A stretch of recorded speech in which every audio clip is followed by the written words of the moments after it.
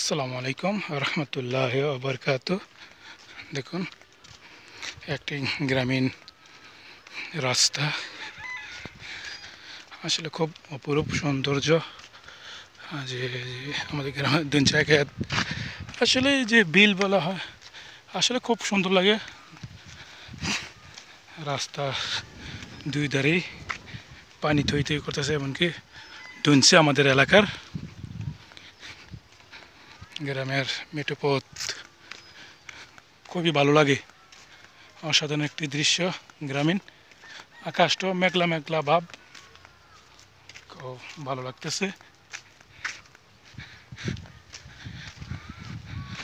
অপরূপ নীলাভূমি, আমাদের জন্মভূমি, খুব সৌন্দর্য, ভালোই লাগে।